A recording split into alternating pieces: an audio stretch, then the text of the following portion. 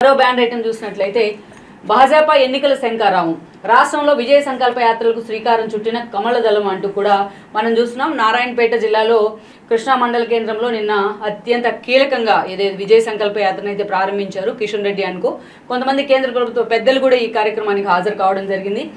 అదేవిధంగా ఇక్కడ ఆయన చేసిన కామెంట్స్ మనం చూస్తున్నాం. కిషన్ రెడ్డి చేసిన కామెంట్స్ రాష్ట్ర అధ్యక్షుడు హోదాలో ఆయన కేంద్ర మంత్రి హోదాలో గ్యారంటీలపై సోనియాకే నమ్మకం లేదు. అస్సాం సీఎం హిమంత అంటే కూడా ఆయన కొన్ని చోట్ల కొన్ని భాగ్యలక్ష్మి టెంపుల్ దగ్గర ఒకరు అట్లా కొన్ని చోట్ల కొంతమంది ఇనిషియేట్ చేసుకోవడం జరిగింది. కేంద్ర పెద్దలు బీజేపీ పెద్దలు కొంతమంది ముఖ్యమంత్రులు కూడా. సో అస్సాం సీఎం హిమంత కొన్ని కామెంట్స్ చేశాడు. గ్యారంటీలపై రేపు రాబోతున్న ఎన్నికల్లో కాంగ్రెస్ ఎలాంటి హామీలు ఇస్తుంది ఎలాంటి గ్యారంటీలు ఇస్తుంది అనే అంశానికి సంబంధించి సోనియా గాంధీకే ముందు స్పష్టత లేదు అంటూ కూడా ఆయన కామెంట్ చేశారు. గతంలో ఆయన కాంగ్రెస్ నుంచే బీజేపీలోకి వెళ్ళున్నారు. అలాంటి ఆయన సోనియా గాంధీని ఉద్దేశిస్తూ చాలాసార్లు కూడా ఆయన చేసిన కామెంట్స్ వైరల్ కూడా అయ్యాయి, వివాదాస్పదం కూడా అయ్యాయి. అలాంటి సీఎం హిమంత మరోసారి కామెంట్ చేయడం జరిగింది సోనియా గాంధీని ఉద్దేశించి. అదేవిధంగా వికసిత తెలంగాణగా తీర్చిదిద్దుదాం గోవా సీఎం ప్రమోద్ సావంత్ కూడా తెలంగాణకు సంబంధించి ఒక కీలక కామెంట్.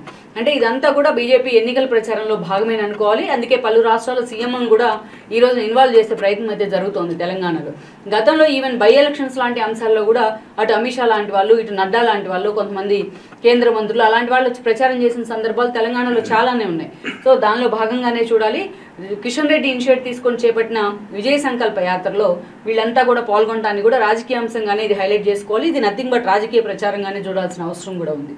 ఇక్కడ చూసినట్లయితే రాష్ట్రాన్ని దోచుకుంటున్న రాహుల్ బ్యాచ్ కిషన్ రెడ్డి కామెంట్ చేస్తున్నారు.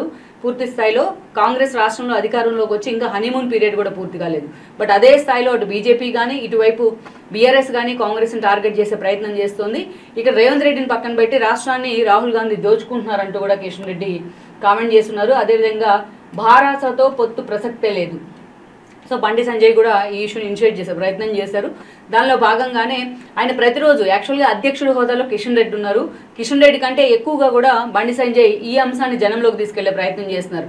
ఎక్కడ బారాసతో పొత్తు ప్రసక్తి లేదు, కేసీఆర్తో మేము నడిచి వెళ్ళాం అంటూ కూడా కామెంట్ చేస్తున్నారు. అదేవిధంగా మెడకాయ మీద తలకాయన వాళ్ళు ఎవరైనా కేసీఆర్తో పొత్తు పెట్టుకుంటారో ఓడిపోయిన పార్టీతో అంటూ కూడా ఆయన మాట్లాడారు.